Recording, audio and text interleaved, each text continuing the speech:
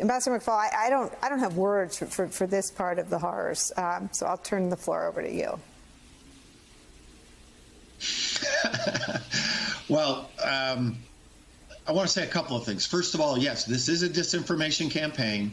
Russians have been doing disinformation around the world, in our country, as we've discussed for many years, Nicole, and disinformation works. Propaganda works. When you have the numbers that we do in our country that do not believe that President Biden was elected in a free and fair election, that is hard evidence that propaganda works, and in our country as well as in Russia. But I want to say something else about Russia, because it's a little too dark for me, this conversation. Just because they're propagating propaganda, we shouldn't assume that all Russians believe it. And even if they don't tell us that they don't believe it, we shouldn't assume that they do. And I want to say two things about that. First of all, Russian society is divided just like our society is divided. The more urban, educated, rich, and young you are, the less likely you are to read and believe Putin's propaganda. We know that from public opinion.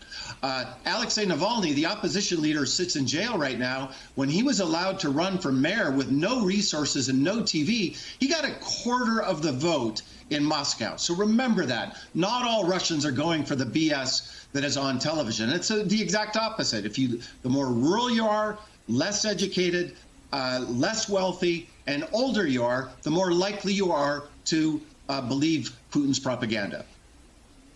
Ambassador McFaul, pull the thread for me then. I mean, because I think most of our allies would say that not all Americans believe that there was fraud in the 2020 election, but it was too close for comfort. And most of our allies worry that Trumpism remains an ascendant virus in the American body politic.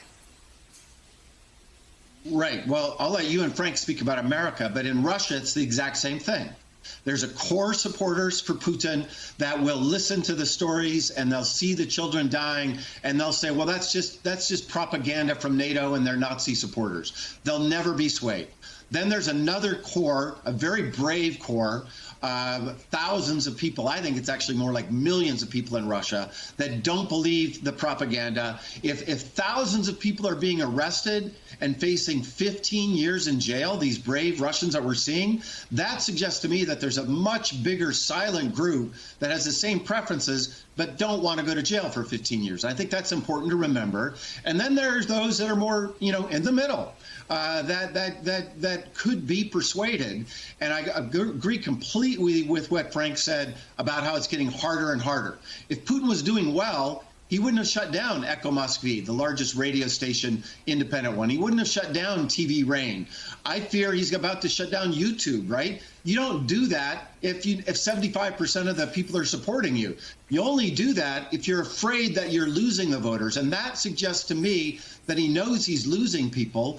And that means we've got to be smarter about VPNs, text messages to soldiers. There are lots of creative ways to penetrate these kind of places, just as we learned tricks during the Soviet era. And that piece, I think we got to get smarter about. I actually think it's the weakest part so far of the Biden response. NATO support, fantastic. Sanctions, fantastic. Weapons to Ukraine, fantastic. This information piece, there's more work to be done. Well, you two are two of the smartest people in this space. I mean, Frank, you want to chime in? What does that look like?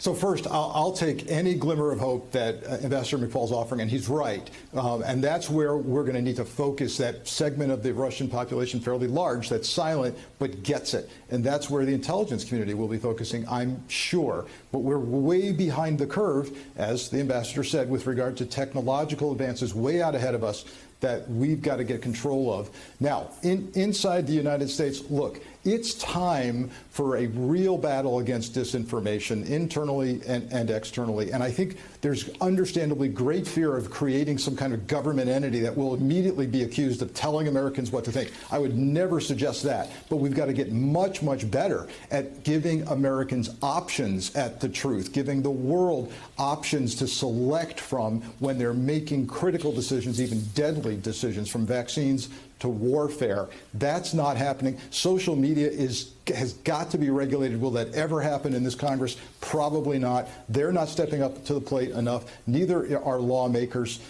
Neither is the executive branch. We're way behind the curve. America's got to get smarter, got to get more savvy at being consumers of information, and it's a global problem. It's certainly not uniquely American. Well, and I want to, Frank, I want to share something that I really haven't covered all of this since the war started.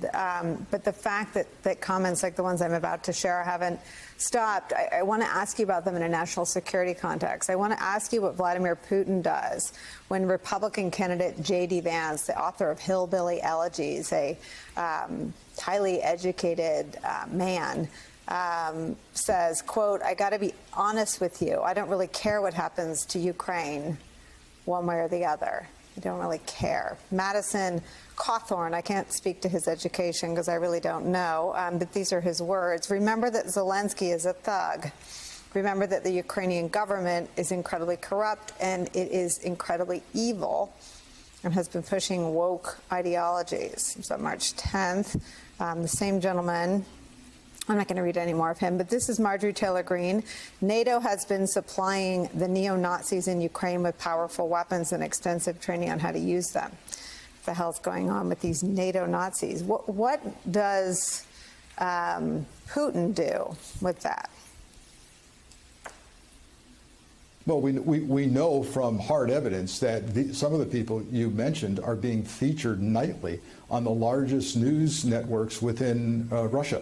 So people are coming home from work in Moscow and tuning in to people like Madison Cawthorn, Josh Hawley, Tucker Carlson. We had reporting earlier this week, I believe it was Mother Jones, that claims to have their hands on a leaked memo that tells the Russian news agencies, please feature Tucker Carlson prominently on the evening news. So you have to ask yourself, when you're either choosing what to watch here in the United States or you're choosing who to vote for here in the United States, what team are you a part of? Are you going to side with people who are actually becoming operational assets, whether they are witting or not? They are now on notice that they're on evening news in Russia during a time when an adversary is slaughtering innocent women and children. Do you want to be with them or do you want to be on Team America? It's time to make that choice. It's time for the public to speak out loudly on that.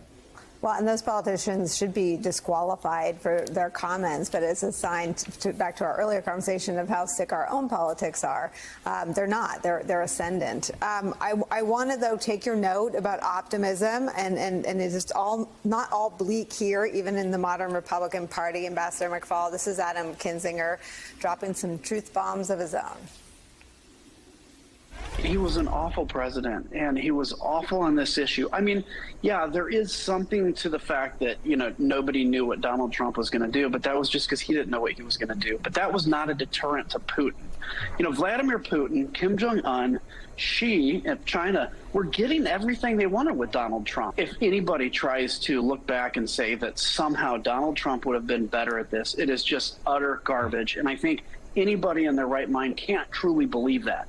And I think it's time to start telling people the truth. You can be a Republican, you can dislike Joe Biden, but don't pretend like Donald Trump was any good. I just love that. You can be a Republican, you can dislike Joe Biden, but don't pretend that Donald Trump was any good. I hope that, and I guess I come back to this because the truth is available here from Republicans as well.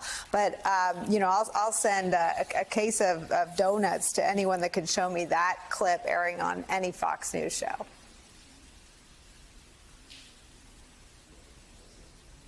Well, that was very powerful, and there is a fight for the soul of the Republican Party that you know better than I, Nicole.